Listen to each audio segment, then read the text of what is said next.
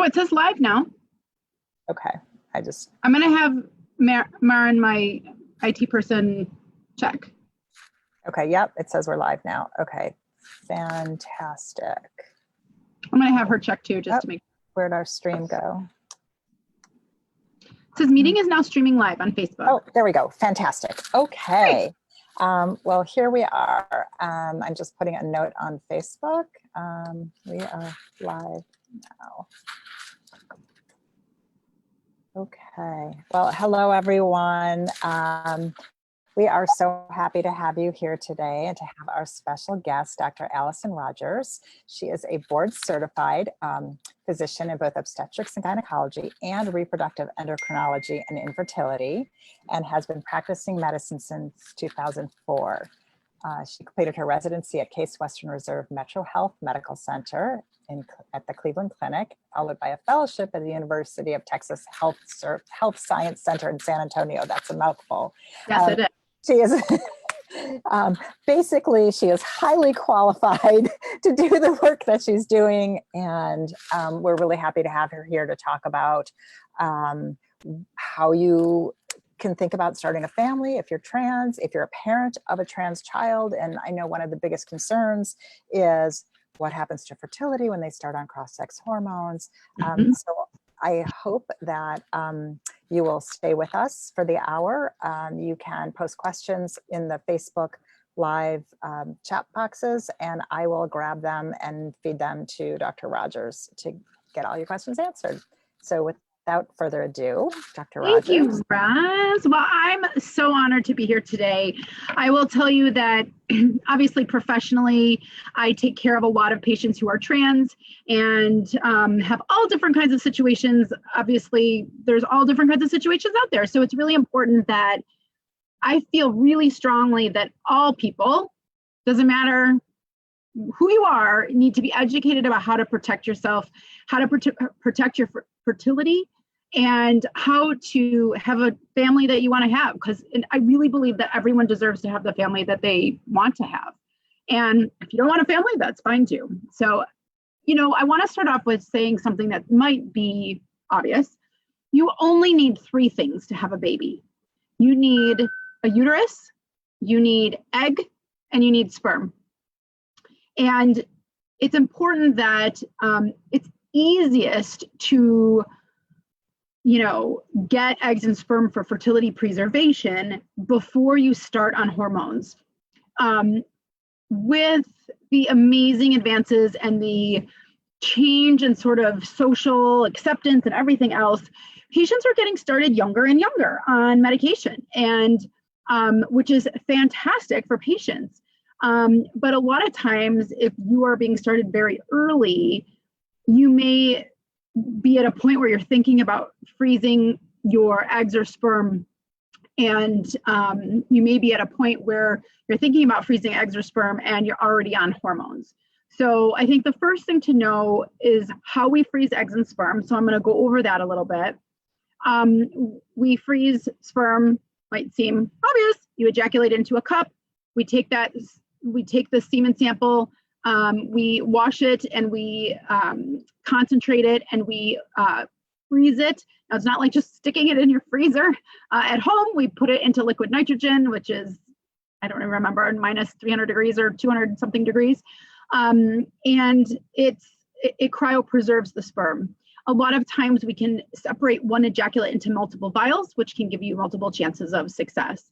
It's a little bit harder to try to collect eggs, but we do it all the time, but it's a little bit more than ejaculating in a cup.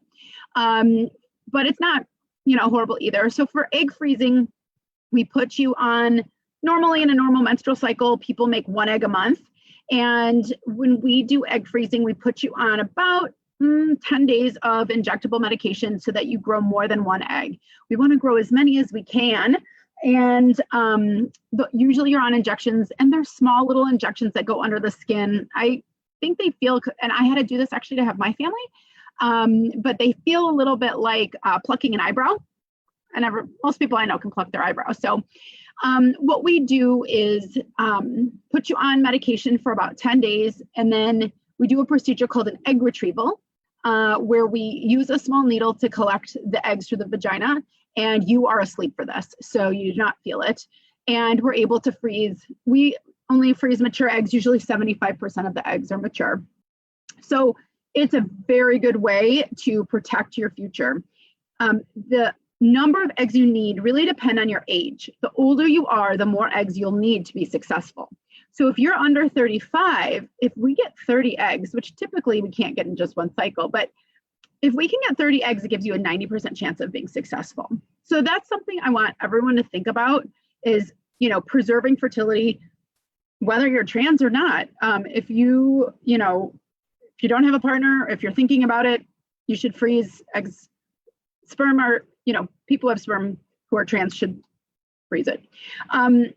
So when we think about like preparing to have a family for people who are currently ready to have a family, I want to sort of think through all the different scenarios because, like I said, 3 things: uterus, eggs, and sperm, and we can get any one of those things. So, we have egg donors, sperm donors, and gestational carriers who can help us.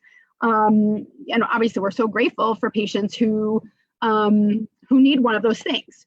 So if we think about, for example, a trans man who is with a man, we can get the sperm from the male partner, and then the trans man partner, we can potentially get eggs.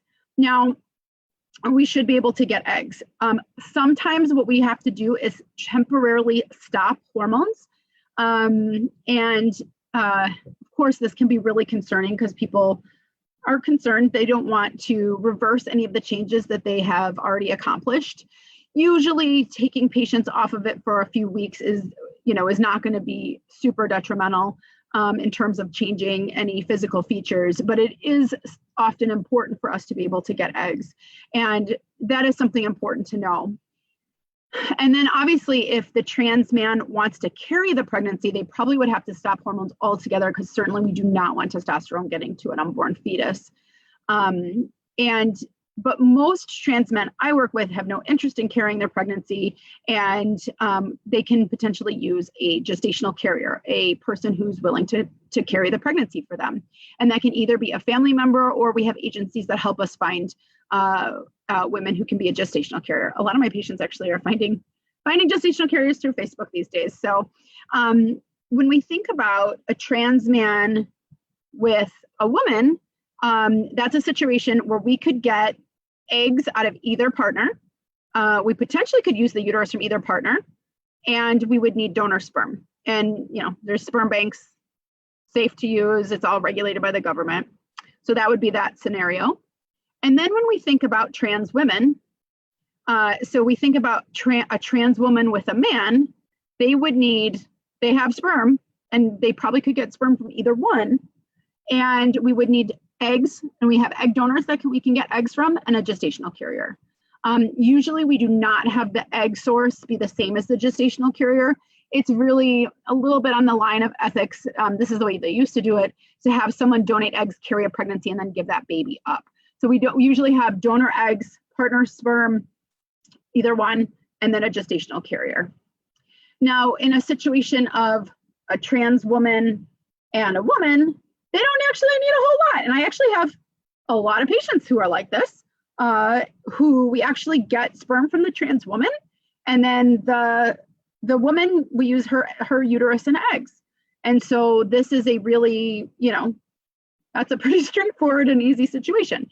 But all of these are treatable, and all of these situations, typically we can get eggs and we can work out situations. Now,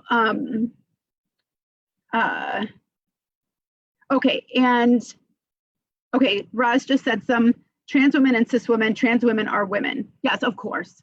Yes, of course. Cis women, of course they are. So from a biological perspective, the person who has the vagina and the person in the uterus, as opposed to the person who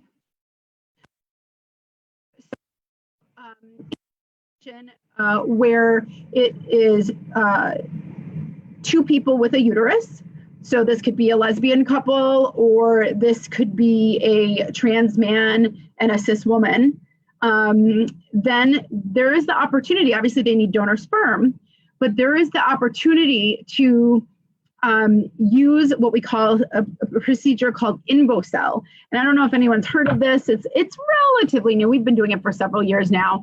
But what happens is we do a very minimal stimulation IVF cycle where we collect eggs out of either the trans man or the cis woman, and we mix those eggs with donor sperm. We then put them into a little vial that looks kind of like a champagne cork. And then the one person can carry the embryos in their vagina. They can carry them for 5 days. And then after 5 days, we open it up and we can see what embryos we have, and then potentially put the embryos into the cis woman, so that potentially both the partners have the ability to carry the pregnancy. Obviously one for 5 days and one for 9 months, but there is that's a really awesome way for both partners to really be involved. So I think that it's just important to know that, everybody, regardless of whether you're on hormones or you're not on hormones, or you're thinking about going on hormones, everyone deserves to have a family. And I have lots of patients who are trans who do it on their own and don't have a partner, and they're single parents by choice. And I have people who freeze eggs or sperm earlier in life, then they go on, meet a partner, and then, obviously, then they don't have to stop hormones or change anything later. So the important thing to know is that as we age, people with ovaries lose the quality and quantity of eggs. And so it's better to do this the younger you are. Usually, most times by our mid-30s, our quality starts to drop significantly. And usually by around 42, 43, 44, we don't have usable eggs anymore.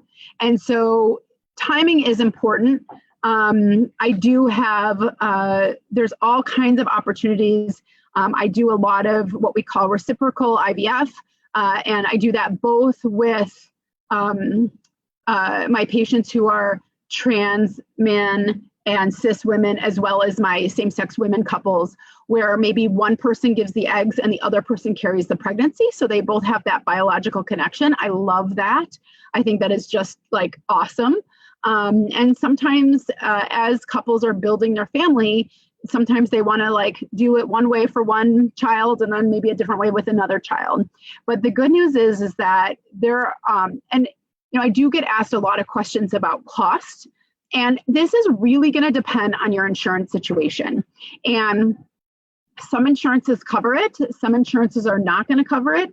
And it also sort of depends on how involved we need to be, depending on sort of what part of the three things we need help with, right? So the uterus, the eggs, or the sperm.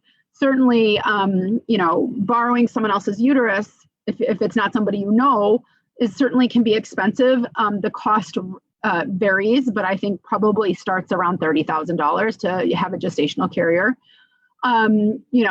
Getting donor sperm is not as expensive. It's probably closer to $1,000. And then having the sperm put in, obviously would be separate. And then, getting an egg donation is probably around 15,000-ish. And that's just to sort of get the eggs, the sperm, or the uterus.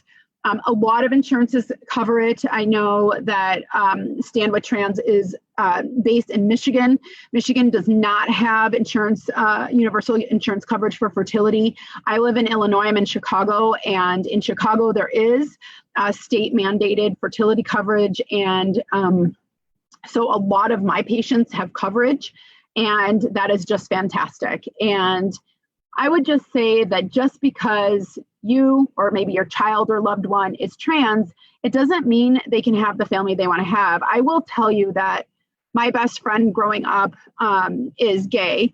And when he came out to me, and I probably had known for a long time, and when he came out to me, he sort of said something like, I just want to grow up and be married and have the family I want to have kids and have a family.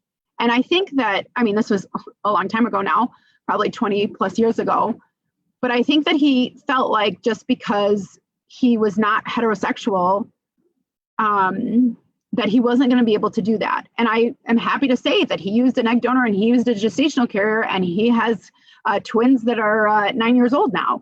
And I think that obviously he is a wonderful parent and he has a wonderful family, and he has the family he always dreamed he would have. And you are able to have the family you want to have. And it just takes you shouldn't expect your doctor or, friends to sort of push you there. You are going to need to take the initiative to get your fertility checked out, meet with the type of doctor you want to meet with is a type of OBGYN, reproductive endocrinologist.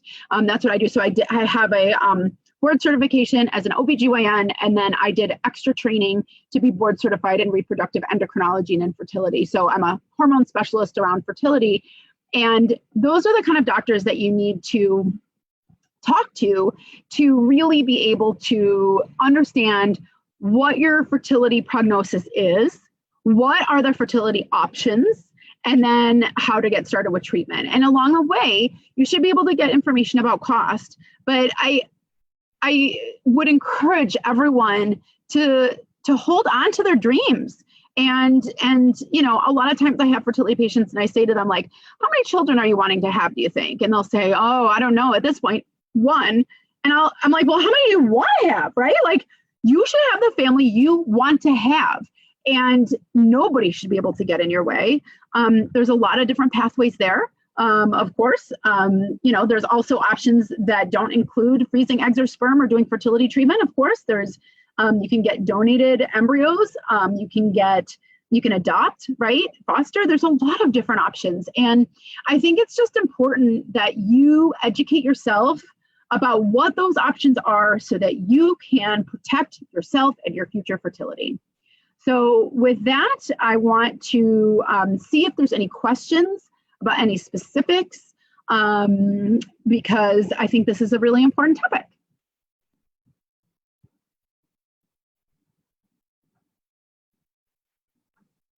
I'm typing a question now for you.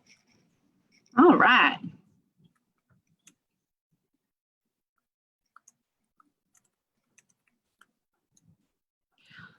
And I think the other thing is that, obviously people in the trans community, if they feel comfortable, are connected with each other, but, it's really common. And I have a lot of patients who are trans who come see me, and I think it's just a lot more common than people realize. What age should parents bring their child if they are starting hormones and they want to explore freezing eggs or sperm? Okay, so I'm in private practice, so I see people when they start at 18. However, there certainly are universities who will do egg freezing. For example, like if a child had cancer, they may do egg freezing, and you certainly can have them, can look at a university type setting to freeze eggs. I also would say that in terms of sperm, as soon as there is sperm in the ejaculate, it can be frozen. And, that is a really hard line, because obviously as a trans parent, you want to start hormones as soon as it's safe to do so, for all the reasons why it's so important. But that's why I'm saying, like, if you've already started hormones, we can always take a break and get the eggs or sperm that we need. And obviously people, once they've started hormones, sometimes are worried and afraid to stop, but usually any changes are not going to be lost super quickly within a couple of weeks. And any changes that happen, or any like lack of whatever that from loss of hormones, it's pretty quickly regained once you restart them. What's the cost to freeze sperm or eggs? So obviously there's a huge variation. In my office, it's around $7,000 plus medication. Medication depends on how old you are and how many eggs you have, can vary, and can vary. So, usually medication can be $3,000 to $8,000 in that sort of range. A lot of times we can get donated medication. So that's something to consider. In terms of sperm, it's much cheaper because obviously there's less involved. I need to grab a good drink of water here. Hold on. But I think that the cost can vary a lot. And obviously some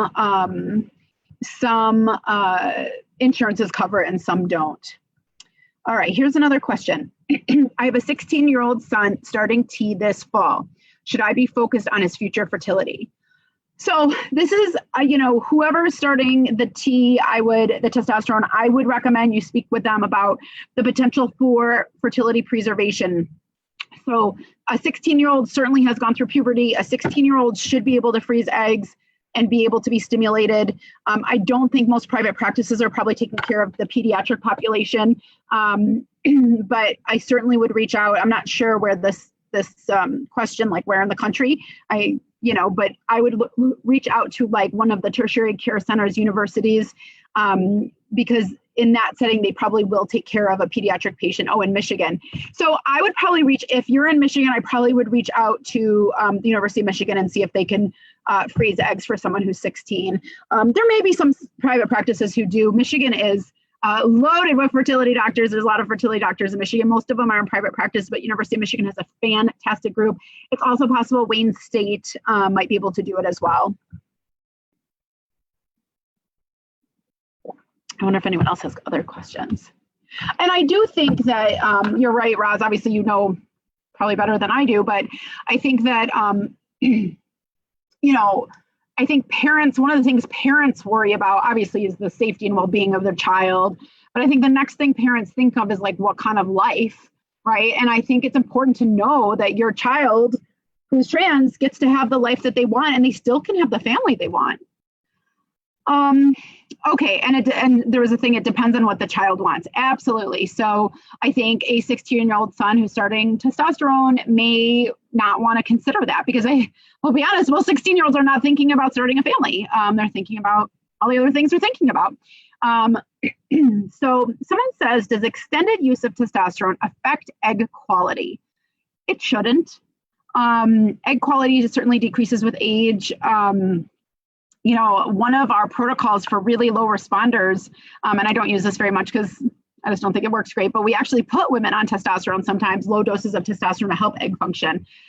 So obviously that's, short term, not long term, but it shouldn't. And I have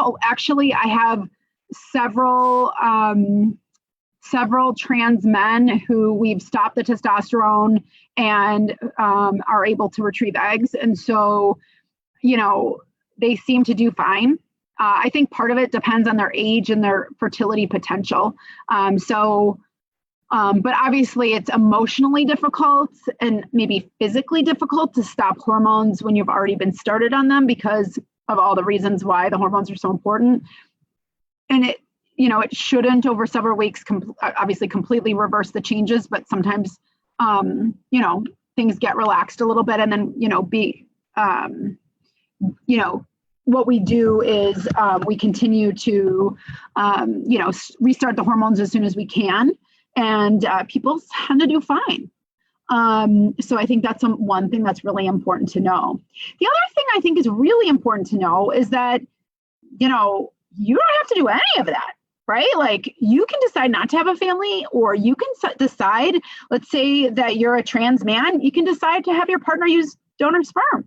If you're, there's always options of donor eggs, donor sperm, gestational carriers.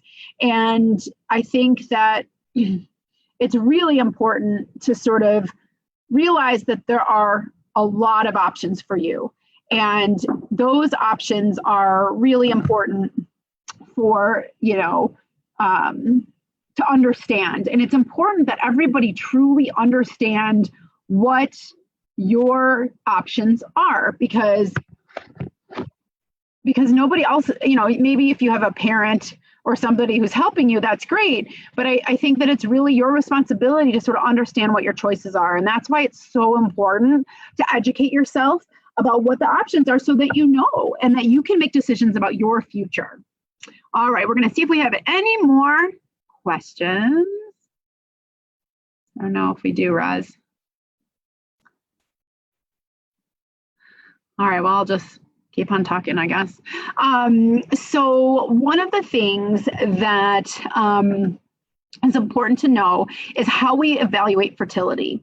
So we tend to do blood work and ultrasounds if you have a uterus to sort of evaluate the ovaries and the the uterus and see sort of, we do an antral follicle count where we count the eggs on the ultrasound. We also do some hormones. The main hormones that I look at is a hormone called anti-Müllerian hormone, where I am able to look to see how many eggs are still there.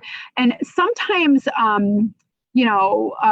hormones, cross-sex hormones, or even not cross-sex hormones, can affect those levels. So we have to be really cognizant of that when we're checking the levels. I've certainly had patients come to me saying, my doctor told me I had a low egg count, and then we take them off the hormones, and then they're, and then they're, then they're fine. So it's important. Okay, here's another question. A lot of parents are concerned about reproductive options and use it as an excuse to disallow youth to begin on cross-sex hormones. Well, this is my opinion on that. I think that you should not delay cross-sex hormones. If your doctor, if the endocrinologist doctor taking care of your child thinks that it's time to start them, I would start them, because the changes we see in puberty are not changes that we can reverse. All the things that we see that differentiate a potentially, male body and a female body that we think of, right? Like curves or an Adam's apple or whatever. I think that if the earlier you can start the cross-sex hormones, the better chance you have of the patient, the person, you, whoever you are, your child, feeling comfortable in their own skin, because that's what we really want, right? We all want to feel comfortable in our own skin. And if you feel like you were born into the wrong body, then you deserve to have the body that you want to have. And I think that, my recommendation to those parents are, if you can freeze sperm ahead of time or eggs ahead of time, do it. If for some reason that's not available, I wouldn't delay starting hormones. We can always take a break from the hormones to collect eggs or sperm later. So I think that, I wouldn't use that as a reason to not, because I think that the detriment that can be caused by delaying hormones is a higher risk than the fertility damage, which is, I think, pretty much none. Here's another question. If a child starts on cross-sex hormones prior to puberty, how would they produce eggs or sperm? So that's a great question. So sometimes that we still can give them hormones to help them produce eggs or sperm. If there's still an ovary or testes, we can give them hormones to sort of stimulate the testicles or stimulate the ovaries. Ovaries are pretty easy to stimulate pretty quickly. Testes often take, like sometimes 3 months. And so there's always the option for the patient who starts before puberty to, to try to get their own eggs or their own sperm later. But if not, then obviously that's the best thing, is to use their own eggs or their own sperm. Sometimes then in those situations where, we've done the right thing by starting them on hormones that they need to be the, gender they want to be, that we are able to, use an egg donor or sperm donor to allow them to have the family they want to have. And obviously everybody wants a child that's biologically connected, of course.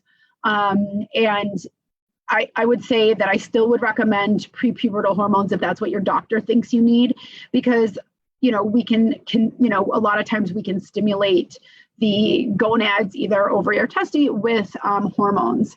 And so I think that that's really important to know. Let's see if there's any other questions.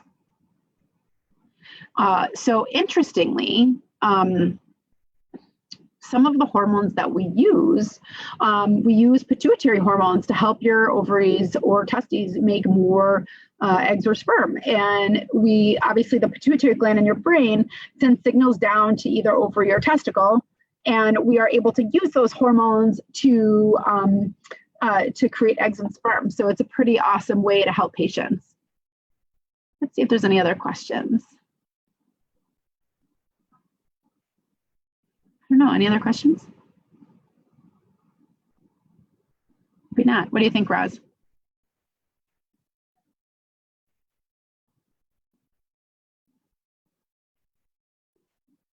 All right, well, I think that, just to repeat for people who may not have been here at the beginning, really you only need 3 things to make a baby. You need eggs, sperm, and uterus. And there's a lot of different ways to be able to get all 3 of those. And sometimes we have those in the couple or the one patient, and sometimes we don't. Obviously, one patient's not going to have all 3 of those, but sometimes the couple has all 3 of those and sometimes they don't. And that is with all of my patient couples. So I have patient couples who are, heterosexual, homosexual, trans, and, sometimes a man and a woman, the woman doesn't have eggs, the man doesn't have sperm, the woman doesn't have a uterus. Like there are all kinds of situations where, it doesn't matter who you are. And it's important also to find a doctor who you feel takes care of you. So I will just say that, you should be able to, your doctor shouldn't judge you on your race, your age, your religion, your sexual orientation, your ethnicity, anything, right? I mean, your doctor should take care of you as a person, and none of that should affect your care. And if you feel like it might be, find a doctor who you feel like is a good fit for you. So there's a question here about how do you find a fertility specialist? So if you're looking at a pediatric patient, I would definitely recommend looking at a university setting. If you don't have if you are not a pediatric patient, so you're 18 or over, I would definitely encourage you to consider going to an IVF center that does a lot of cases. Because the fertility centers that are sort of big and busy, that do lots of cases, have embryologists that are have a lot of experience, because as much as I want to say it's about me, the doctor, it's really about the laboratory. And it's important that you are able to work with, a lab in a big, busy clinic that, can do a really good job under the microscope with, freezing eggs is really difficult. Freezing sperm is not so difficult, but freezing eggs is really difficult. And it takes a lot of expertise, and you want to make sure you find a clinic that does a lot of egg freezing. And I also think that, I will tell you, when I did my fellowship in the South, there were people I worked with who did not feel comfortable taking care of same-sex or transgender patients. And based on the law in the state at the time, and this was in 2008 to 2011, they could refuse to treat patients, and the way they got around it was saying that they wouldn't treat patients who weren't married. Obviously, this was before all the legal stuff about marriage, and in Texas, it wasn't legal. So that, of course, bothered me. And I always took care of everybody, because everybody deserves to have a family. So I think that, there are doctors out there who I'm hoping that in the 10 years since that was, that things have changed and times have changed, and doctors are more comfortable and open. Now, not every doctor is comfortable. And I think that ways to find doctors that feel comfortable, like obviously one option is to ask, I don't know, if there's a Facebook group or another community part of Stand with Trans, maybe there's some people who've worked with a fertility clinic that they feel really comfortable, right? I will tell you, I have patients all over the country who come see me. In fact, I had 3 patients today from Michigan. And what I would say is that now that there's telemedicine and telehealth, it's easier than ever to be able to go wherever you want to go. And it's important that you're with a doctor that's a good fit for you.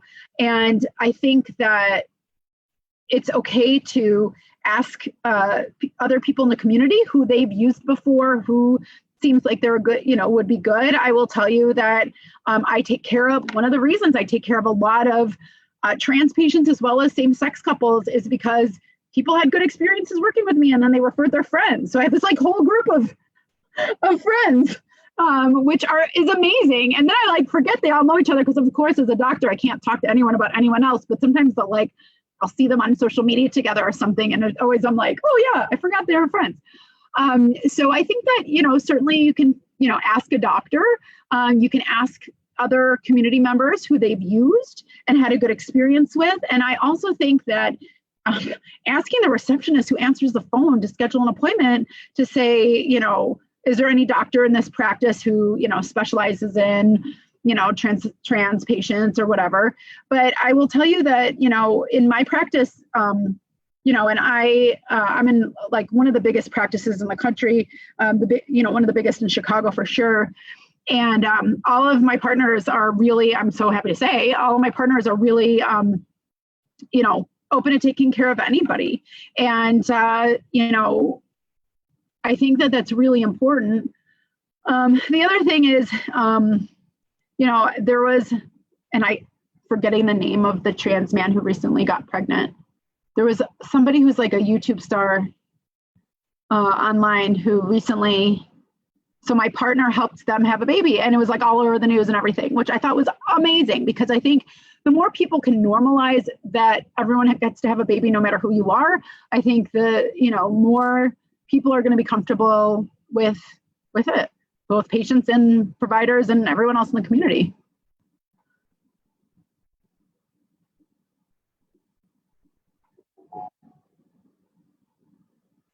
Okay, let's see. Hold on a second. See, there's another question here. Oh yeah, so everyone can follow me on social media. My Facebook is Dr. So Dr.Allison.Rodgers, and it's Allison, and the last name is Rodgers. And I think she linked me when she, Roz linked me on the promotional thing. And then on Instagram, it's at dr.allison.rodgers. And then if any of you are on TikTok, I'm actually a creator on TikTok. I do some of the educational creating, and I certainly do a lot of different fertility stuff, puberty stuff, all kinds of stuff. And if you guys have questions, I would certainly love to do more videos about sort of trans medical needs. And I think that's, an area that there's not enough sort of common knowledge about, and people really need to know. And then I also have a YouTube that is mainly like compilation of a lot of the videos I've done on TikTok, just so people can find them easier. I do have a 13-year-old daughter, and I found that her friends were coming to my house to hang out, and everyone was asking questions about puberty and their bodies and their changing bodies. And, her friends will come over and be like, so tell me about this, tell me about this. And I would say that her and I started doing a bunch of TikToks about that. And I have that on my regular page. I also have a separate TikTok account called dr.teen.talk, where I answer a lot of questions from teens about a variety of things, from, how to shave to how to treat acne and how to find a bra and all the things that not everybody has a parent or an adult that they necessarily feel comfortable talking about. If you, for my YouTube account, I think it's just, let me go see. It's just Dr. Allison K. Rodgers. And the only other Rodgers that comes up when you do Allison Rodgers seems to be Aaron Rodgers, who's not related to me in any way. But anyway, so yeah, so I really think that there's a lot of really good advice. It's really important to know that everything you read online is not true. And one of the reasons that I felt so passionate about getting on TikTok was to educate people, because there's so many people out there who think that they know the answers to things, not doctors, but like other people. And they're just not spreading truth. So certainly I do have probably 80% of my Teen Talk following is women, but 20% is boys. And so I think that if you are considering being trans, transitioning, if you are either way, if you're a teen and you have questions about your body, you certainly can write. A lot of times we will do videos based on, most of the videos we do, we don't like call people out on them or anything. We just say, hey, we had this question come in. And there's a lot of questions in there about all different kinds of things. But I think that it's important to just know it's really, you got to advocate for yourself. And hopefully a lot of you out there have parents and other family members that are there to advocate for you, but not everybody has parents that are supportive. And it's important that you what the options are so that you can have the life you want to have. I don't know if there's any other questions here. Let's see if any other questions come in here. I just thought I would poke my head in here. This is so much fun. And I have to say to people who are watching, I am a newbie to TikTok, but recently started watching the Teen Talk videos on TikTok. That's enough with Teen Talk, TikTok. And they're wonderful. And your daughter is adorable. It's just great that she's not completely embarrassed by we get asked, I mean, literally every video we do, there's people who are like, oh my God, I feel horrible. So here's a funny story. I, during quarantine, gave a lecture to the entire 7th grade in her school about, they were doing a genetics unit and how we use genetics in medicine to help screen for diseases and embryos, to help prevent diseases and prevent other birth defects and stuff. And I had, the teacher asked me to give them some homework, like some things to prepare, to like videos to watch or something. And I gave them all these TikToks. And I think that, my daughter was not embarrassed, which I'm grateful for, because I think my parents, I was always embarrassed of my parents when I was that age. I think we're supposed to be kind of embarrassed.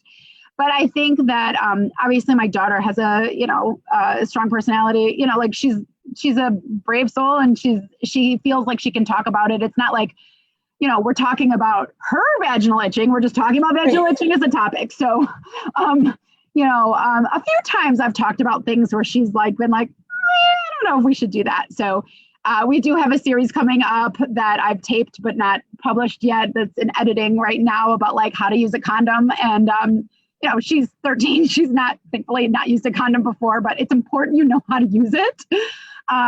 Because it's important to have safe sex whenever you decide to start having sex. And, obviously I'm very comfortable talking about a lot of these things, but I've really realized, because I've had parents reach out to me and say, thank you so much for these videos, because a lot of parents just aren't comfortable talking about it. And that's okay if you're not comfortable, but your children, for their own safety and health, need to understand all the things that go into puberty, because where else are they learning it? From Google or for their friends or from TikTok? Well, if there's TikTok educators like me on there, great. But if there's people who are like, there's this whole myth about like, if you eat a lot of pineapple, your vaginal or seminal secretions will taste like pineapple, right?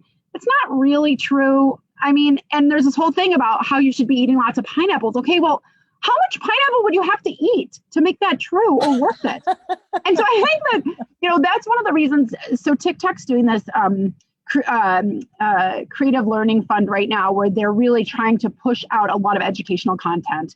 And I think they want professionals in whatever, right? There's some artists on there. There's some, physical therapists, emotional therapists, doctors. There's I've met some really amazing people in this group that I'm in for TikTok. And, and some of them are just like fashion experts and other things, but like a lot of them are doctors and experts. And I think that they're really trying to, TikTok's fun for watching dances and, people splashing water on each other and stuff. But I do think that there's a lot of educational content on there. If you want to, there's a hashtag, right? So you just search hashtag egg freezing, hashtag trans, hashtag fertility doctor, right? Like, there's all kinds of things that if you're interested in getting information, you can. Yeah, so when I first started doing our Teen Talk series, I think there was like 400 people had used that hashtag before. Now it's up to like 12 or 13 million. Yeah, isn't that amazing? That's amazing. I know.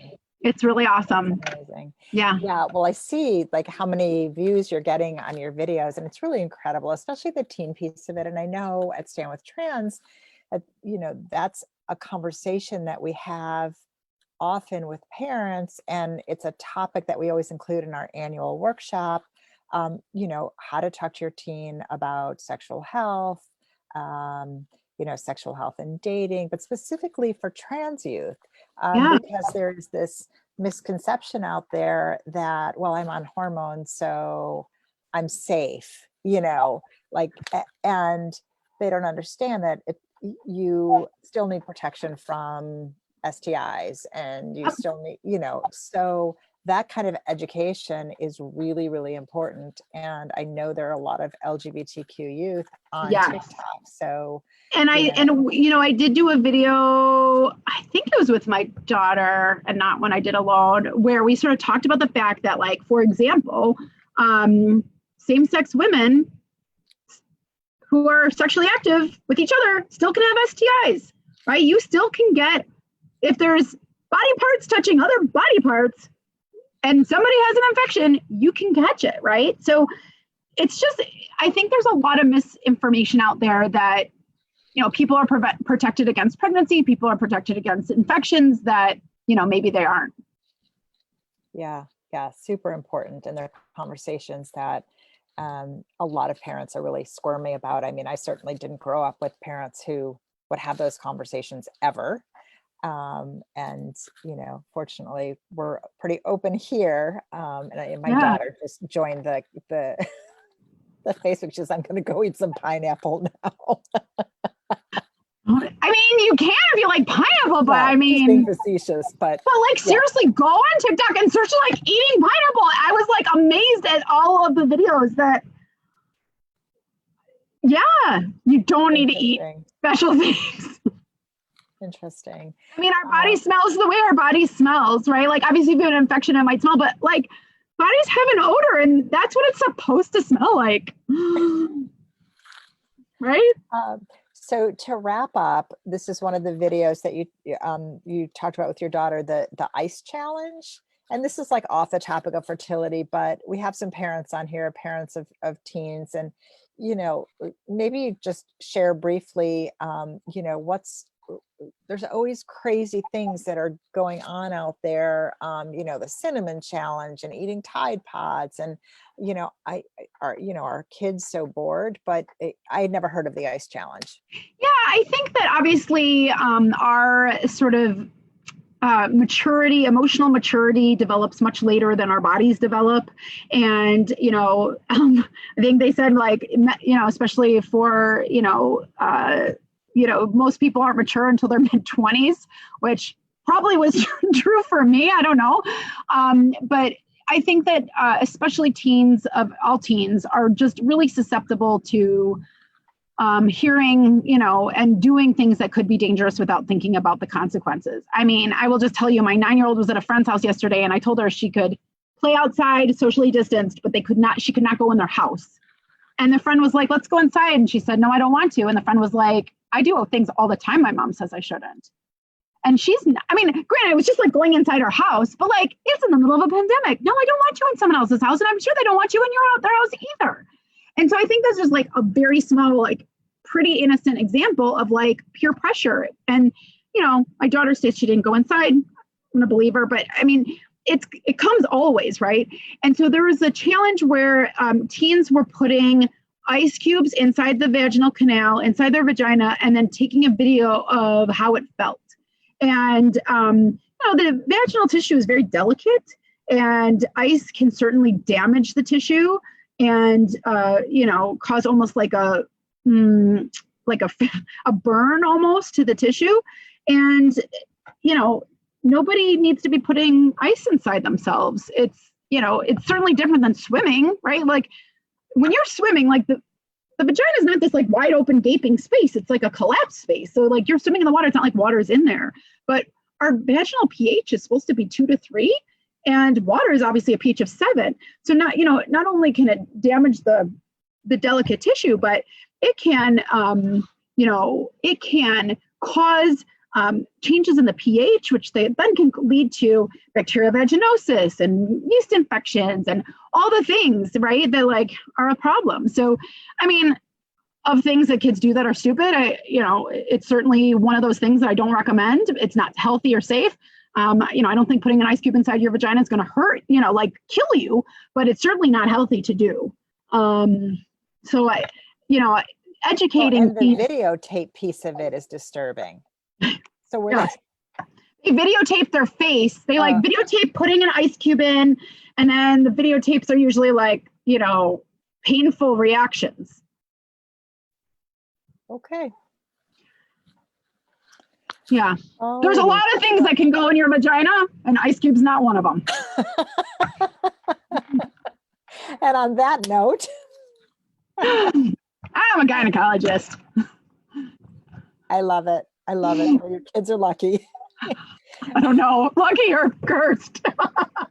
Well, they're getting the straight talk, right? Oh, Right yes, from the they are. source. Yeah. Yeah. Well, thank you so much. Absolutely. Thank you so much for having me. I pasted all of your social media contacts in the Facebook chat. The video will process and then be on Facebook on the Stand with Trans page. So anybody watching, or for you, Allison, you can share away. Yes, absolutely. Yeah, this I is think wonderful. the more we can educate every person, regardless of who you are, everybody deserves to understand what their fertility potential is, and if they need to preserve their fertility so that they, in the future, because who knows what 5 years, 10 years from now is going to look like, 20 years, whatever, have the ability to have the family they want to have. Yeah. And I do agree with you, Roz. I really think it's important that patients find doctors who can, they feel comfortable with and aren't, I don't know, uncomfortable or scared of them or something, right? I mean, I think that it's important to be with a provider that supports you, educates you, and helps you with whatever it is that you need help with. Right. And that's not just with fertility. It's with whatever whether it's primary care or endocrine issues with, starting hormones, your pediatrician, whomever it is, that's, we have a voice and we need to self-advocate and teach our kids to advocate. And there's always another solution, especially now. 7 years ago when we were trying to figure out how to support our transgender son, there really were no supports. So, that's one of the amazing things about Stand with Trans, right? Yeah, is that they're really there to help. Well, they're there to help, not only the person who's trans, but their families. Yeah. Because it's such an important piece of it. Yeah, absolutely. Well, thank you so much. We loved having you, and hopefully we can do some more things in the future. Absolutely. Have a wonderful day, everyone. Bye. Bye.